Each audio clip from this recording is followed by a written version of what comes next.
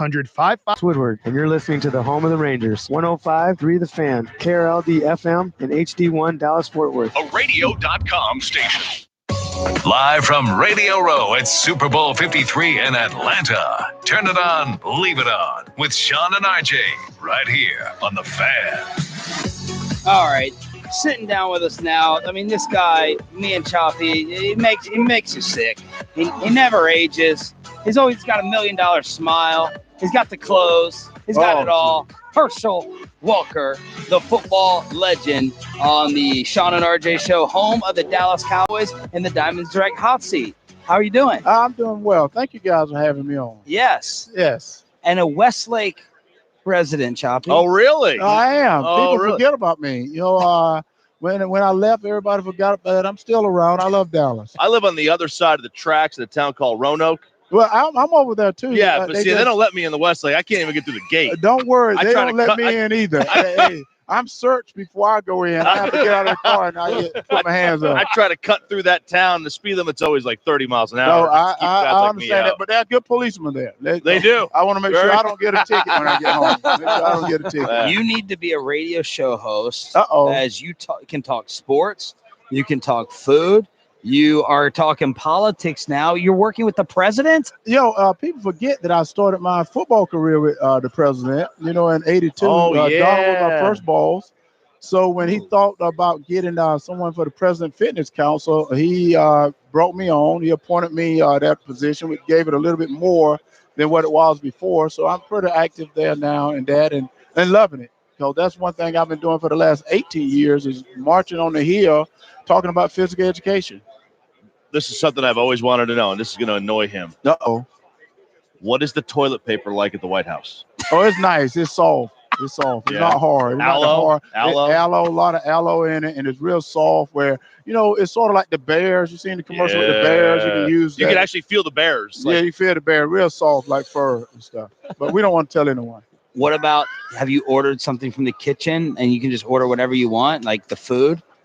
Well, you better not order whatever you want. You better order what he likes because it's better to order what the president likes. What does he like? Hamburgers. Just gonna say that means he likes hamburgers and stuff. But one thing about him is he works all the time. I tell people, people don't really know Donald, and I say they got to get to know this man. He's a great, great man. I know he says a lot of crazy things, but I tell people this all the time. One thing that's unique about him, you never heard him ever say, "I want to do something great for China.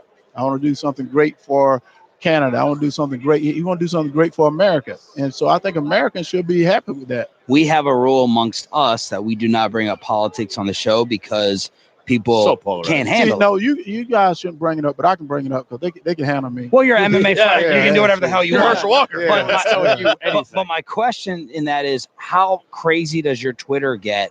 How much heat do you catch? It's just an ugly discussion that breaks out, Herschel. How do you deal with it? Well, one thing, the way I deal with it is I said, guys, we're a country of laws. And I think people forgot about that. We were a country that was built on laws. That's the reason a lot of people want to come to America.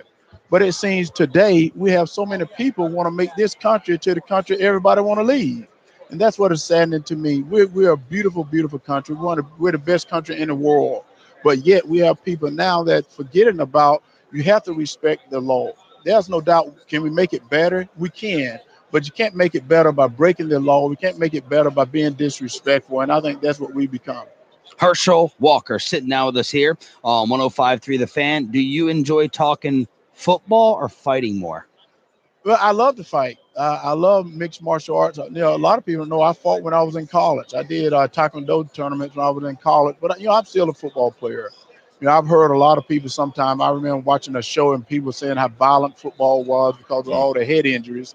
And I said, there's no doubt that was head injuries, but football made a great life for me. Because of football, I was able to go to Dallas. I think one of the finest places I've ever lived. I was able to play under one of the finest coaches I ever had, a young man that I've ever been around, Tom Landry.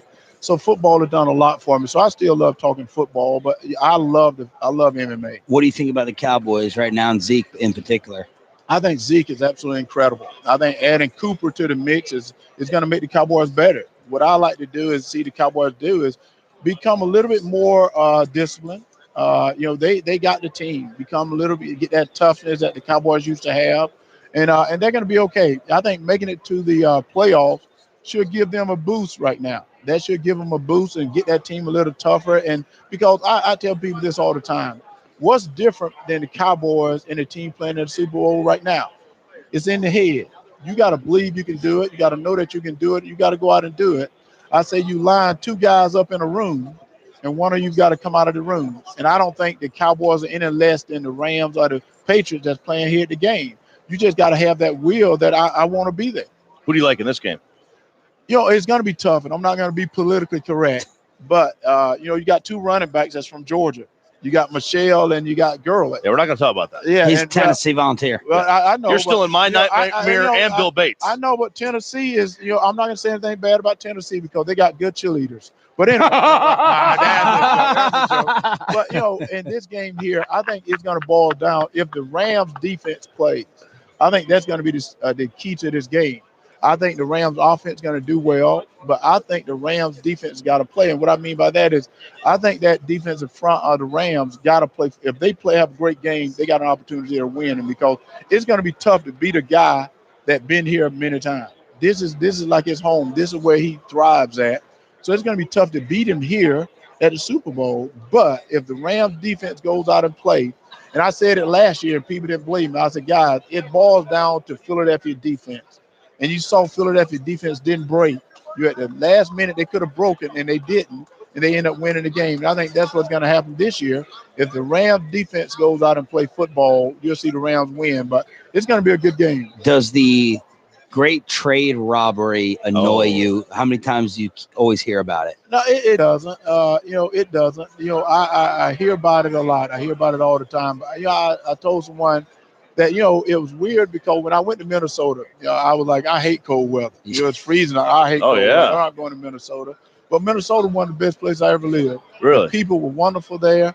And I always say, if I run for president, I can carry that state.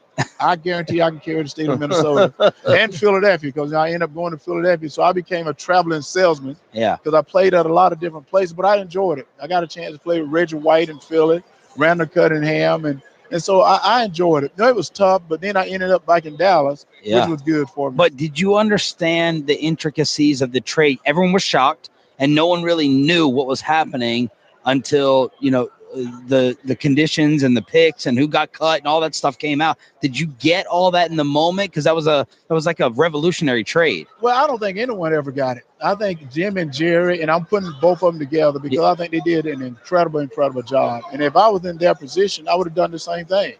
Because I remember one time Coach Landry told me something that was very interesting. He said, Herschel, I don't get close to a lot of players because one day I may have to cut you. And what he said, because it ain't about you. I can love you, but it's about the team.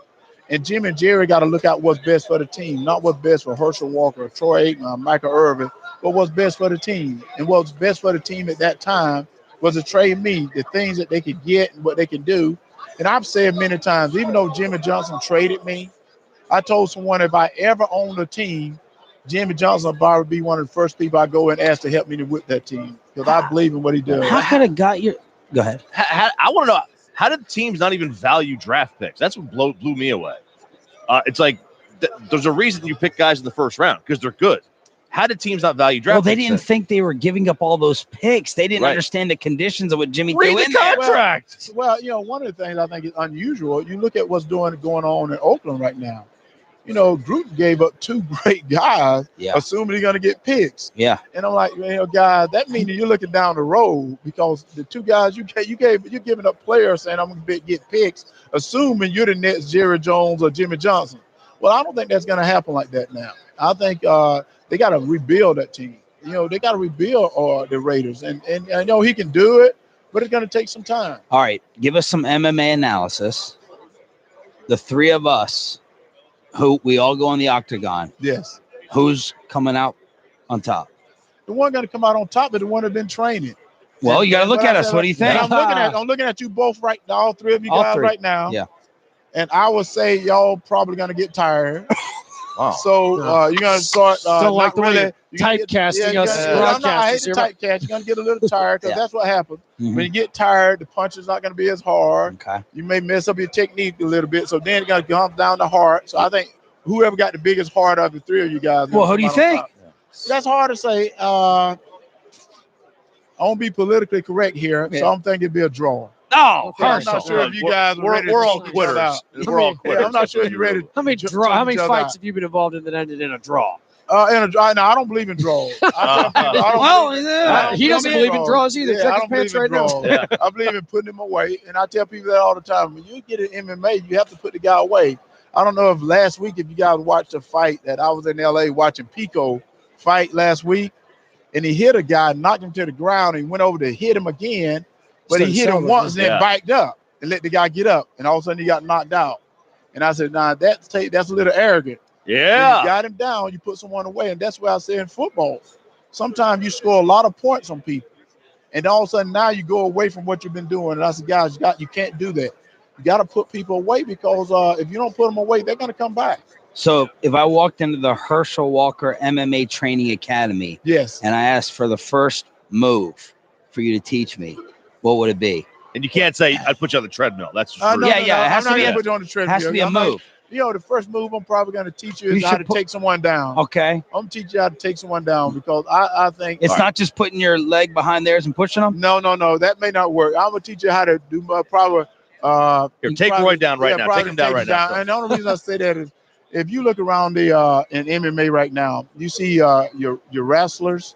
That's some of your best MMA fighters. And I think that's a good foundation to have to be an MMA fighter, be a good wrestler because you can always take him down. Like in boxing, when in doubt, you circle out of the corner. And I think in MMA, when in doubt, take that guy to the ground. What's your specialty in terms of MMA? Well, for me, I think my specialty will be my stand-up. I started in Taekwondo, so my stand-up is pretty good. But because I've had a wrestling coach, Daniel Kwame, Daniel been my wrestling coach for over 10 years. So I can wrestle a little bit now. Who's the NFL player